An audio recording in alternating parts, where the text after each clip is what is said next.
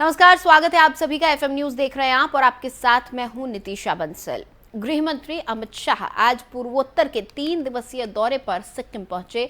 इस दौरान सड़क किनारे दोनों छोरों पर खड़े लोगों ने उनका स्वागत किया। गृह मंत्री अमित शाह ने गैंगटॉक में एक डेयरी सम्मेलन का उद्घाटन किया। इसके बाद उनका वहां के स्थानीय बीजेपी नेताओं से मिलने का कार्यक्रम है। आपको बता दें कि सिक्किम से असम वो जाएंगे, जहां पर असम में विभिन्न कार्यक्रमों में हिस्सा लेंगे। बीजेपी अध्यक्ष जेपी नड्डा भी पार्टी से जुड़े कार्यक्रमों में शामिल होने के लिए आज शाम असम पहुंचेंगे। गैंगटॉक में डेयरी सम्मेलन में गृह और सहकारिता मंत्री अमित शाह ने क्या कुछ कहा, आइए आपको सुनवाते हैं। 2 लाख लीटर दूध प्रतिदिन सिक्किम के अंदर हमारे छोटे छोटे किसान भाई बहन उत्पादित करते हैं, तब मन को एक प्रकार की शांति और आनंद दोनों का अनुभूति होता है, क्योंकि दूध उत्पादन एकमात्र रास्ता है गरीबी उन्मूलन का और किसान की आय को 2 गुना करने का।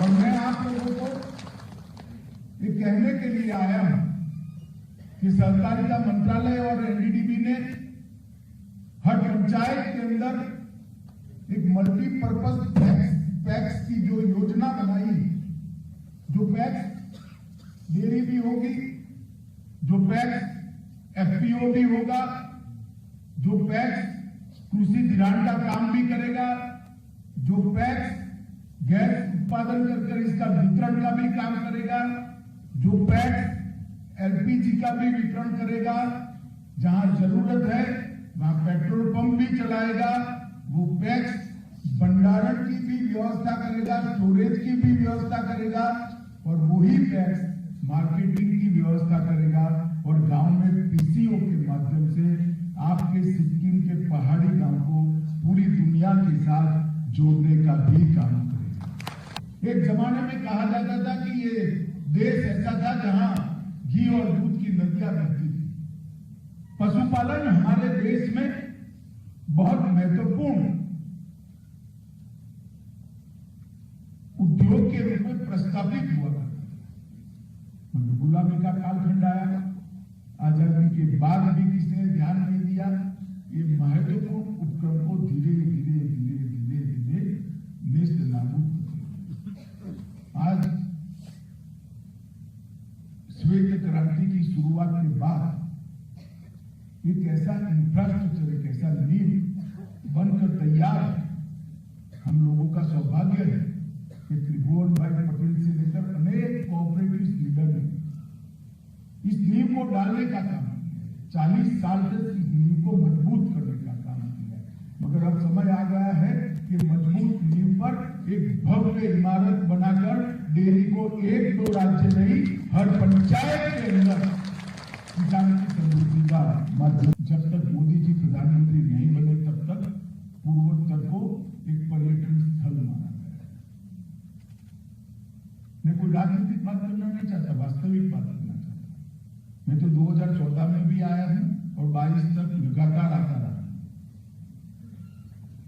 पूर्वोत्तर का असली विकास अगर शुरू हुआ है तो नरेंद्र मोदी जी के प्रधानमंत्री बनने के बाद।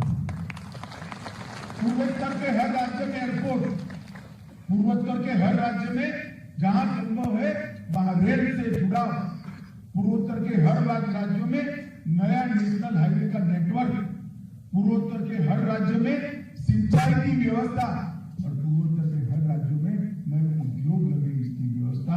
एक समग्र दृष्टिकोण के साथ ये पूर्वोत्तर को विकसित करना ये नरेंद्र मोदी जी ने शुरू किया। इसीलिए मोदी जी पूर्वोत्तर को और अडानी ग्रुप के चेयरमैन गौतम अडानी ने जयपुर में इन्वेस्ट राजस्थान समिट में हिस्सा लेने के बाद बयान दिया है। उन्होंने ऐलान किया कि राजस्थान में अडानी ग्रुप 60,000 करोड़ रुपए का निवेश करेगी। इस बाबत उन्होंने क्या कुछ कहा है, आइए आपको सुनवाते हैं। आज हम इन्वेस्ट राजस्थान में आके बहुत खुश हुआ है। अडानी ग्रुप में आपने सुना है कि हमने 60,000 करोड़ का इन्वेस्टमेंट के लिए अनाउंस किया है। साथ साथ में जब हम बात हो रही थी तो गहलोत साहब से बात हो रही थी, तो हमने एक 2 प्रस्ताव के ऊपर मंजूरी दिया है। और वो जो है कि 2 मेडिकल कॉलेज एंड पर्टिकुलरली जो डिस्ट्रिक्ट में जहाँ मेडिकल कॉलेज नहीं है वहाँ सिविल हॉस्पिटल के साथ में किस तरह से मेडिकल कॉलेज में योगदान दे सकते हैं, उसके ऊपर हुआ है। और दूसरा, उदयपुर में क्रिकेट स्टेडियम। और दिल्ली के मुख्यमंत्री अरविंद केजरीवाल ने ट्वीट कर ईडी की कार्रवाई पर सवाल उठाए हैं। सीएम केजरीवाल ने लिखा, 500 से ज्यादा रेड, 3 महीनों से सीबीआई और ईडी के 300 से ज्यादा अधिकारी 24 घंटे लगे हुए हैं एक मनीष सिसोदिया के खिलाफ सबूत ढूंढने के लिए। कुछ नहीं मिल रहा है क्योंकि कुछ किया ही नहीं है। अपनी गंदी राजनीति के लिए इतने अधिकारियों का समय बर्बाद किया जा रहा है, ऐसे देश कैसे तरक्की करेगा।